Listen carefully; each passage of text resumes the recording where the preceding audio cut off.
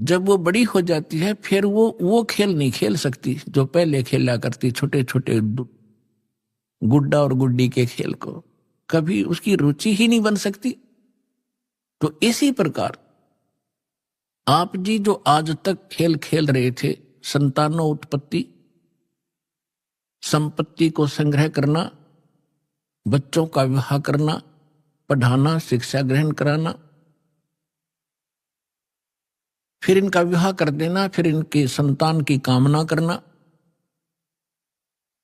संतान हो जावे, फिर हम वृद्ध हो गए, मृत्यु के निकट आ गए, हम बेशक मर जावा, नो प्रॉब्लम।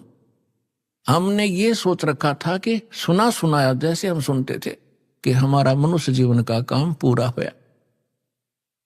मनुष्य जीवन का तो शुरू भी ना करे आपने, ये तो एक जनसाधारण का काम करे जो, और जो आपको मिलना था। कई हमने देखे पहले जब ज्ञान नहीं था, बुढ़े बुजुर्ग बैठ कर बतलाया करते थे और कहा करते थे भाई, जैसे कोई बाहर का आ जाता था अतिथि, उससे कुशल मंगल पूछा करते थे, फिर संतान पूछा करते थे। वो बताता था कि 2 लड़के 2 लड़की, परमात्मा की दया से 2 लड़के हुए, 2 लड़की हुई, उनका विवाह कर दिया, उनका भी देवता ज्योति होगी, पोते पोती होगी, मेरा काम पूरा होया, भगवान बेशक ठा ले। बस इतना सा हमारा ये बुद्धि सीमित होगी थी, एक यो हमने लास्ट एंड फाइनल काम मान रखा था। तो अब परमात्मा के ज्ञान से पता चला कि जो करना चाहिए था मनुष्य जीवन से वो तो शुरू भी ना करे आपने।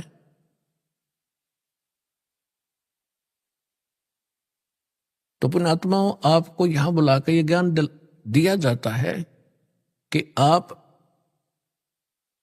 उस मनुष्य जीवन के मूल कर्तव्य को भूल चुके हो और किसी में पिछले पुण्य कर्मों के संस्कारवश प्रेरणा है तो आप साधना गलत कर रहे हो, वो भी व्यर्थ है।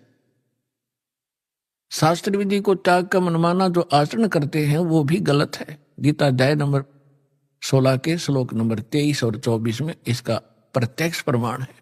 तो शास्त्र अनुकूल साधना कौन सी होगी? गीता अध्याय नंबर 4 के श्लोक नंबर 32 और 34 में स्पष्ट कर दिया है। और 25 से लेकर 30 तक चौथे अध्याय में यह भी कहा है कि सब अपनी अपनी कोई ऐसी साधना करता है, कोई ऐसी करता है, कोई ऐसी करता है।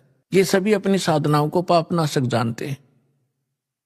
पापनाशक मीन मोक्षदायक। पापनाश होंगे तभी तो मुक्ति होगी, नहीं तो कर्मा के संस्कार में हम फंसे रहते हैं।